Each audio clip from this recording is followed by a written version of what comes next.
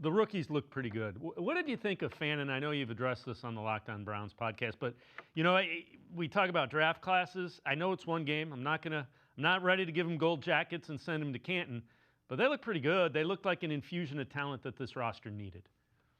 Well, the nice thing is you don't have to send him to Canton because he's from Canton, so he already has a residence there. But for when he gets the gold jacket one day. But yeah, I thought Fannin was awesome. He was obviously one of the highlights of that game in general. Most targeted player in the offense in general. The versatility was on full display. They lined him up in the slot. They lined him up outside. They lined him up at quarterback for that one play that I mentioned earlier in the show as well.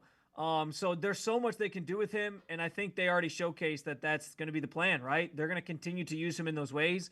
I thought it was awesome that Joe Flacco relied upon so many of these young guys early on in this season, and I do think had that game, if the Browns had just lost in a normal way. Like if it had just been like, well, the Bengals are up a touchdown and well, the Browns can't finish a game-winning drive, or even like they go ahead, they kick a game-winning field goal, Schmidt makes the field goal, and then it's Joe Burrow with 2 minute drill and he wins it. Like that would have been, I think, a little more comprehensible for people. Like they would have understood that, and I think that you would have left that game with more of a positive outlook just in general on the team, and the highlights would have been, man, like these young players like Fannin, played so well, and I think it would have been like a different storyline. I think in general, had it just not ended with the missed kicks, and that was what ended up costing you in that game.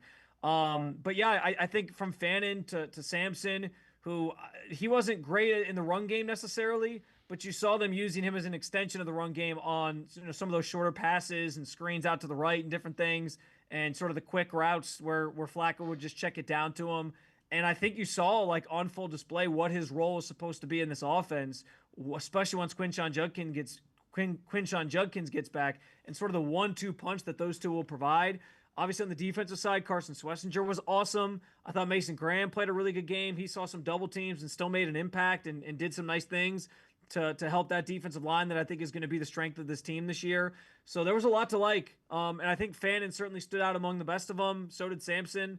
But yeah, if you're trying to find reason this season to stay optimistic, or if you're just it might be a bad year, but you're trying to figure out how to enjoy these games, I think the young players and their evolution and development as the season progresses is going to be the thing you want to keep an eye on. And I think at times it'll even help the Browns win some games. So seeing them involved this early on was awesome.